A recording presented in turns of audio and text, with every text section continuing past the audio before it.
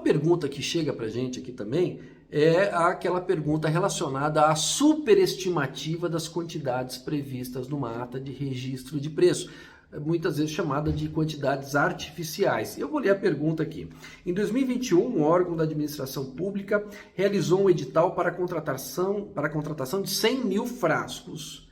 Nossa empresa ganhou a licitação e durante a vigência da ata de registro de preço, esta administração que contratou, comprou apenas 1% da quantidade prevista. E aí a pergunta segue, mas em suma, ele quer saber se na nova lei de licitações existe algum tipo de limitação para essas quantidades que são previstas em ata. Bom, sobre esse assunto, o Tribunal de Contas da União, especialmente, já se manifestou, inclusive atribuiu uma expressão a esse tipo de conduta, que seriam as quantidades artificialmente estabelecidas pela administração como um modo de incentivar a disputa, né? Incentivar a redução de preço, especialmente pela escala, pela quantidade de produtos que são licitados.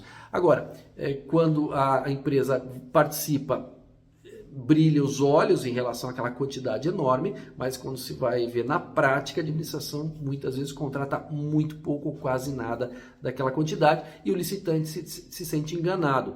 Ele entende que isso foi uma armadilha para ele, no sentido de que ele foi induzido a acreditar que a administração pública ia contratar uma quantidade muito grande e quando na prática ele contrata uma quantidade muito pequena. Esse tipo de pergunta é recorrente também, é um tipo de demanda muito comum, não só para mim, como para vários juristas que trabalham nessa área. Bom, na nova lei de licitações, eu entendo que houve uma modificação. Bom, já há um posicionamento jurisprudencial dos tribunais de contas atribuindo um pouco, né, uma recomendação de que a administração pública estabeleça quantidades mais próximas mais próximas da realidade, mais próximas do que aquilo realmente que a administração precisa, da demanda que existe. Mas pela nova lei, eu acho que esse rigor aumentou. E, inclusive, na pergunta que eu estava lendo para vocês,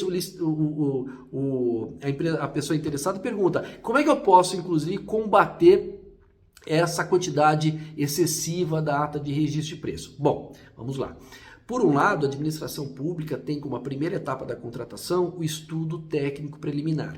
Nele, né, o estudo técnico preliminar, como já falamos em outro vídeo, mas é a primeira fase do processo de contratação em que a administração pública faz um levantamento minucioso, detalhista, né, ou melhor, detalhado do que se pretende contratar, vendo alternativas do mercado, o que o mercado oferece, questão econômica, vantagens e desvantagens. Bom, é um estudo pormenorizado daquilo que se quer contratar. E a lei deu um tratamento, deu quase que um checklist para que o gestor público siga. Está previsto no artigo 18, parágrafo 1º. E neste artigo 18, que eu acabei de falar, parágrafo 1º, está no inciso 4 ali, e fala o seguinte, que o gestor público tem que analisar, né, tem que obedecer, ou pelo menos justificar nesse estudo técnico preliminar, as estimativas das quantidades para a contratação, acompanhadas das memórias de cálculo e dos documentos que lhes dão suporte, que considerem interdependências de outras contratações e assim por diante.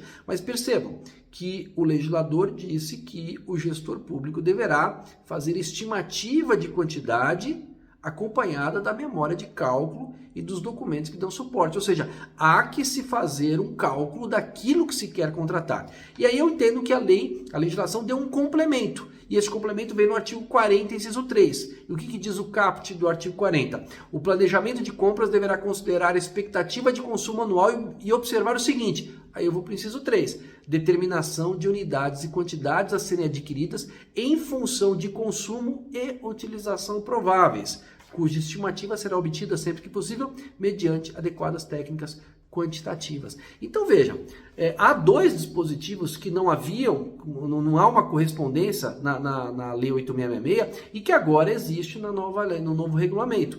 Então, se o licitante se sentir lesado ou ameaçado, ou ele quer questionar a administração pública quanto às quantidades que ele entende que são quantidades superestimadas, eu entendo que ele pode sim fazer perguntas na fase prévia da licitação, ou mesmo impugnar o edital. Há 2 dispositivos aqui bastante claros que falam sobre a quantidade e o dever do poder público trazer, né, uma correspondência muito mais próxima da realidade, ou seja, não adianta mais a administração pública, isso são casos reais que acontecem, a administração pública estabelecer lá 30, 40 milhões de quantidade de unidades de um produto e consumir às vezes 1 milhão, 2 milhões, ou sei lá, 100 mil, estabelecer 100 mil unidades de um produto e consumir 1000 unidades, é uma discrepância muito grande que existe entre o previsto e o consumido. E eu acho, mas é uma opinião muito pessoal, que a nova lei de licitações, ao estabelecer, primeira coisa, estudo técnico